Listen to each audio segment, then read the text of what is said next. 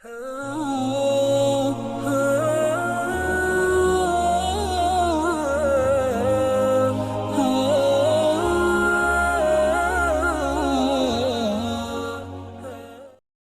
غوث اعظم شیخ عبد القادر جیلانی علیہ رحمہ و رضوان،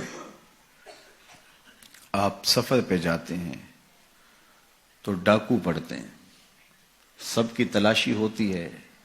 آپ چونکہ کم عمر تھے تو سرسری سی تلاشی لے کے آگے آپ کو بھیجنے لگتا ہے ڈاکو، تو ساتھ ہی پوچھتا ہے تمہارے پاس کچھ نہیں؟ کہا نہیں، میرے پاس 40 درہم ہے۔ تو وہ رک گیا، کہاں ہے؟ کہاں یہ آستین میں سیے ہوئے۔ تلاشی لی تو واقعی 40 درہم تھے، اپنے سردار کے پاس لے کے جاتا۔ یہ بڑا عجیب سا بچہ ہے، لوگ ڈاکوؤں سے مال چھپاتے ہیں اور اس نے مجھے بتایا ہے۔ تو وہ بھی حیرت زدہ ہو کے پوچھتا ہے یہ کیا کہانی ہے؟ لوگ تو ڈاکوؤں سے مال چھپاتے ہیں اور تمہاری تلاشی ہو گئی تھی، تمہیں آگے بھیجتے بھیجتے اس نے پوچھ لیا تمہارے پاس بھی کچھ ہے؟ تو تم نے بتا دیا 40 درہم میں، تم خاموش رہتے یا کہتے نہیں میرے پاس کچھ نہیں ہے؟ کہا میری ماں نے رخصت ہوتے ہوئے میری آستین میں یہ 40 درہم سیے تھے اور ساتھ وصیت کی تھی بیٹا زندگی میں کبھی جھوٹ نہیں بولنا۔ میں ماں کے عہد پہ کھڑا ہوں، ماں نے مجھ سے عہد لیا تھا، اس عہد پہ کھڑا ہوں۔ اللہ اکبر۔ اب وہ ڈاکوؤں کا سردار سجدے میں سر رکھ دیتا ہے، مالک یہ بچہ ہو کہ اپنی ماں کے عہد پہ کھڑا ہے اور میں تیرے عہد پہ کھڑا نہیں ہو رہا۔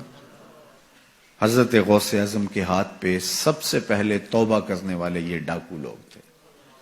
جب آپ سچ بولتے ہیں تو اللہ اس سچ کی برکت سے نور دلوں میں پیدا کرتا ہے۔ مجھے یہ بتائیے، حضرت غوث اعظم رضی اللہ تعالیٰ عنہ نے سچ بولا، اور سچ کیا بولا کہ میری آستین کے اندر چند درہم ہیں۔ اس کی برکت یہ ہوئی کہ مدتوں سے لوگوں کا مال لوٹنے والے راہزن، ڈاکو، چور، لٹیرے، ان کے سینے میں ایمان کا چراغاں ہو گیا، توبہ کا نور آ گیا۔ یار وہ سچ بولیں تو دوسروں کے سینوں کے اندر چراغے علم روشن ہوتا ہے، نور رحمت آتا ہے، ایمان کا، ہدایت کا نور پیدا ہو جاتا ہے۔ تو جو سچ بول رہا ہے اس کے اپنے سینے میں کتنا نور پیدا ہوتا ہے۔ یہ تو ان کی برکت سے دوسروں کے سینے میں نور پیدا ہوا، ان کے سچ کی برکت سے ایسا نور پھیلا کہ جو اطراف میں کھڑے تھے وہ بھی محروم نہ رہے۔ تو جو خود سچ بولنے والا ہے اس کے اپنے اندر کتنا چراغاں ہوا ہوگا۔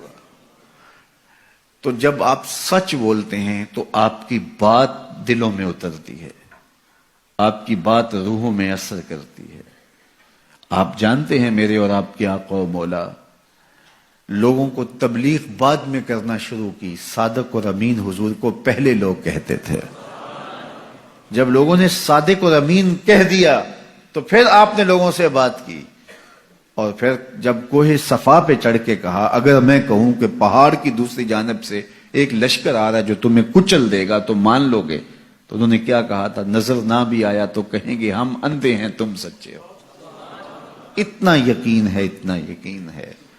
اللہ اکبر۔ تو صاحب اپنی زندگی میں سچ شامل کیجئے، اپنے شب و روز کے اندر سچ شامل کیجئے۔